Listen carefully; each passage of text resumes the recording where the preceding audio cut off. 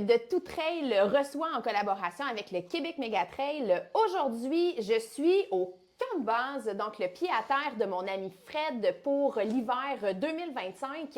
Merci Fred de nous recevoir, c'est super gentil avec un super café. Je suis en compagnie de Suzy Boucher-Lemay. Bonjour Marie-Ève. Suzy. Donc aujourd'hui, on vous parle du fameux nouveau 135 km et Suzy, tu es inscrite Exact. pour le 135. Je suis inscrite. Je me suis inscrite à l'ouverture. Je pense qu'à midi et une, j'étais inscrite Ah ouais, hein? à l'ouverture. Ouais, c'était... Ah ouais. On commence par le début. C'est pas ta première édition du Québec Méga Trail. Tu as plusieurs éditions à ton actif. C'est quoi les distances que tu as parcourues déjà? J'ai fait le 15, le 50, le 80, le 110 et là, la prochaine étape, c'est le 135. Wow, OK. Fait que tu as déjà une bonne expérience sur ces parcours-là. Exact. Ça te fait quoi de t'être inscrit pour ton premier 135?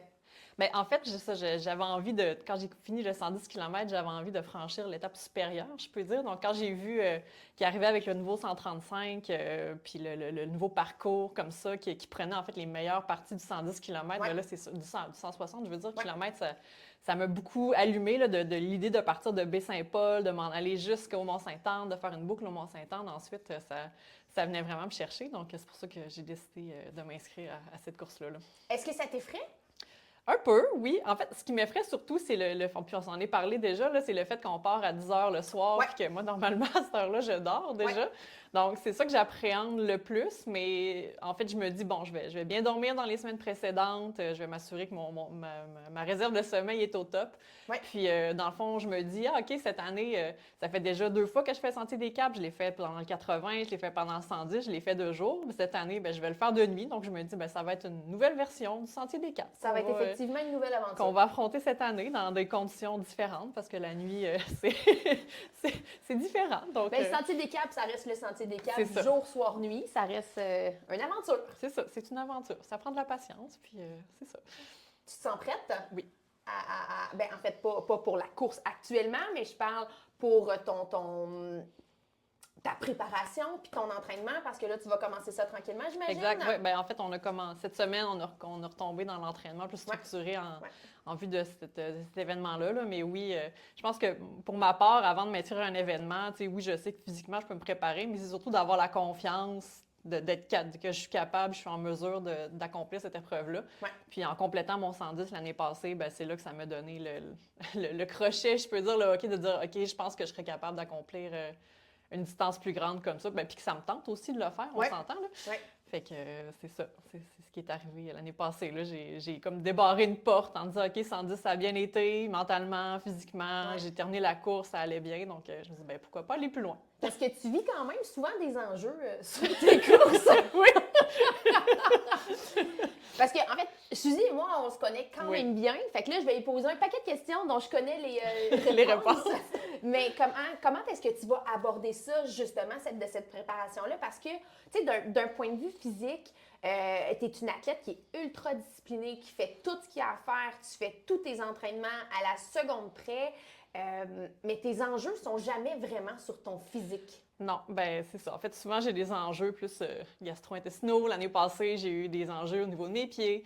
Donc, je vais essayer de gérer les choses que je peux contrôler, qui sont autres d'entraînement, je peux dire. Donc, essayer de pratiquer encore mieux ma nutrition, essayer de pratiquer encore mieux les pieds, d'aller courir quand c'est mouillé, puis que mes pieds vont être mouillés, puis je vais faire des ampoules, tester différentes sortes de bas, etc. Donc, c'est ça, je vais essayer d'essayer de contrôler le plus possible les paramètres sur lesquels j'ai un contrôle, là, finalement. Là. Autre l'entraînement, là, parce que l'entraînement, je veux dire, c'est pas un problème pour moi, là, comme tu disais. Là, c'est vraiment les autres petits paramètres qui viennent mettre du sable dans mes engrenages. Effectivement, parce que tu as eu quand même des expériences qui n'étaient pas nécessairement ultra positives.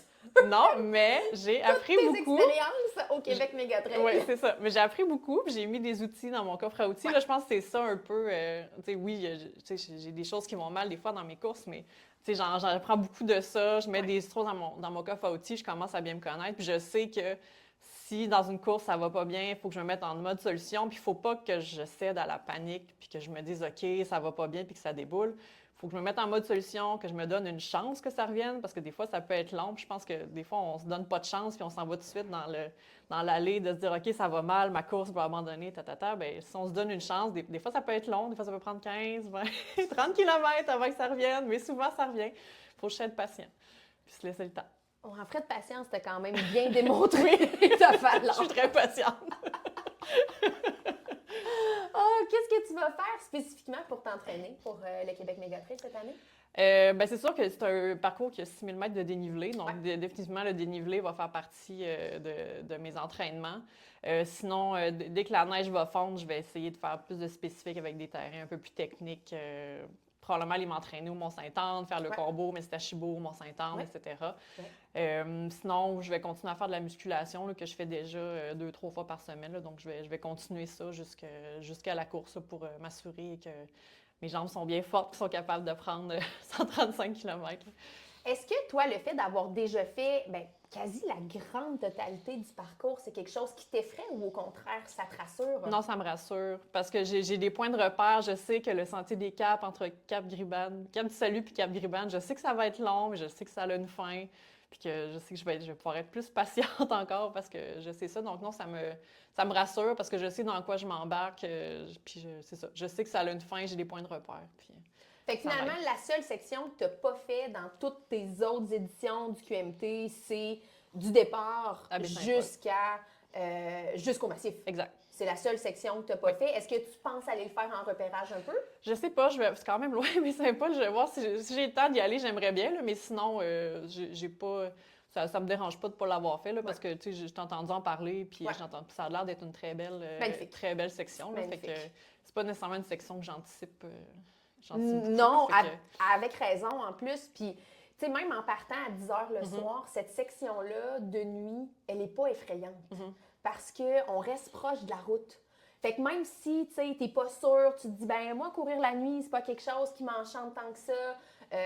T'as pas nécessairement d'expérience dans la course de nuit, mais je trouve que ce départ-là permet vraiment d'être en confiance parce que, tu sais, tous les sentiers longent la route. Fait que c'est pas très long que tu vas croiser une route, que tu vas revenir sur le bord de la route, que tu entends la route. Fait que c'est quand même assez rassurant, je trouve, dans un contexte comme ça. Comment tu gères l'entraînement dans ta vie? Parce que toi, tu es maman de 2 petits garçons, tu es ingénieur qui travaille à temps plein. Comment tu gères ça, un volume d'entraînement comme ça, dans une vie chargée comme la tienne? Ben moi, je suis une personne très organisée, donc ça me sert beaucoup dans ce cas-là. Oui, ingénieur, donc j'aime l'organisation, les fichiers Excel et autres.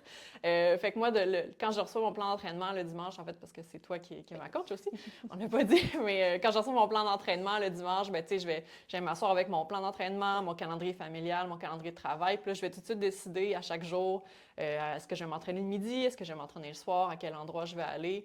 Souvent, j'ai des objectifs de dénivelé dans la semaine, donc je vais déjà essayer d'estimer comment je vais répartir mon dénivelé pour ne pas me ramasser le dimanche qu'il me reste 2000 mètres à faire ou autre.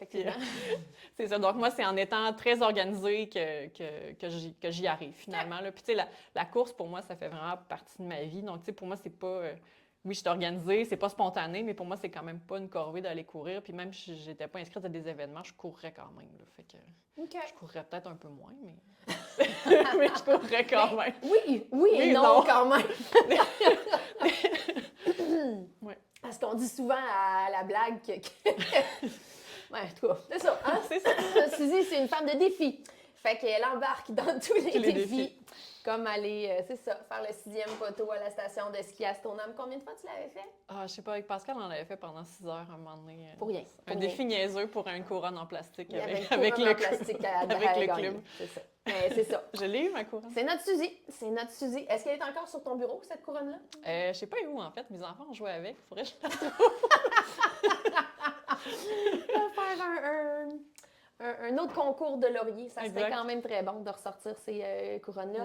Mais Suzy, écoute, on te souhaite une bonne préparation vers ton premier 135. On va être là pour te suivre, c'est sûr. Puis, écoute, je pense en fait, je te dis bonne chance, mais il y a tellement pas de chance là-dedans parce que tu travailles fort, parce que tu es dédié à ce que tu fais. Fait que continue de faire ce que tu fais, puis ça va bien aller. J'ai pas de doute là-dessus. Moi non plus. Merci, Suzy. Merci. Merci à tous et on se retrouve très bientôt pour une prochaine capsule de Tout Trail reçoit.